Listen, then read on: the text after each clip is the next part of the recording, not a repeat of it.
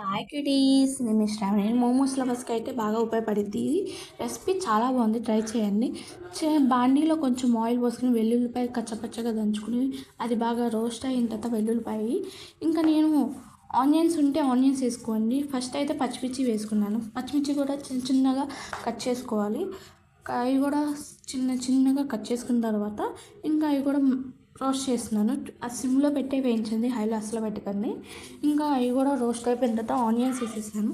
Onions కూడా brownish colour వచ్చేంత వరకు సిమ్లోనే వేయించుకోండి. లైట్ బ్రౌనిష్ కలర్ వస్తుంది. ఆ బ్రౌనిష్ కలర్ వచ్చినప్పుడు ఇంకా మీరు తర్వాత క్యారెట్ వేసుకోండి. క్యారెట్ తర్వాత క్యాబేజ్ వేసుకోండి.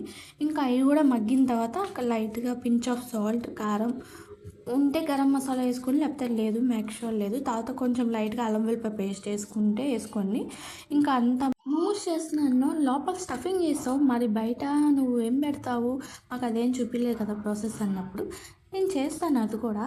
కాకపోతే అది మీకు ఆల్రెడీ తెలిసిందే. కొంచెం కార్న్ఫ్లవర్లో మైదా కలుపుకోండి. అది ఎక్కువగా మైదా వేయకండి. అందుకే నేను కార్న్ఫ్లవర్, మైదా, కొంచెం చపాతీ పిండి కూడా వేసుకుని పించ్ ఆఫ్ సాల్ట్ వేసుకుని మిక్స్ చేసుకున్న తర్వాత ఆయిల్ వేసుకొని వాటర్ పోసుకొని బాగా మిక్స్ చేసుకొని చపాతీ పిండి ఎలా కలుపుకుందో అలా కలిపేసుకుని పక్కన పెట్టేసుకోండి. క్లాత్ వేసుకుని కాసేపు. ఇంకా మనకి చపాతీ ఎలా చేసుకుంటాం అలా రౌండ్గా కావాలంటే రౌండ్గా చేసుకుని, లేదంటే రౌండ్ లేకపోయినా పర్లేదు. నేను వాటర్ యాడ్ చేస్తాను, మర్చిపోయాను. మర్చిపోయాను. వాటర్ యాడ్ చేసుకోండి. ఇంకా చపాతీ పిండి అలా రౌండ్గా చేసిన తర్వాత ఇంకా మధ్యలో కర్రీ పెట్టేసి, మనం చేసిన కర్రీ ఇంకా వాటర్ అటు ఇటు అప్లై చేసిన తర్వాత చెప్పా కదా, కార్న్ఫ్లవర్ కొంచెం వాటర్లో వేసి అటు ఇటు ఇంకా మీకు ఏ షేప్ కావాలంటే ఆ షేప్లో పెట్టేసుకుని, నాకు ఇడ్లీ కుక్కర్ అవైలబుల్గా ఉంది కాబట్టి ఇడ్లీ కుక్కర్లో పెట్టేసుకుని ఇంకా స్టీమ్ మోమోస్ చేసుకున్నాను. ఇంకా నేను సాసెస్ కూడా ఎలా చేయాలో కూడా ప్రొసీజర్ పెట్టాను, అది కూడా చూడండి. మోమోస్ సాస్ చాలా బాగుంది, మీరు కూడా ఒకసారి ట్రై చేయండి డెఫినెట్గా.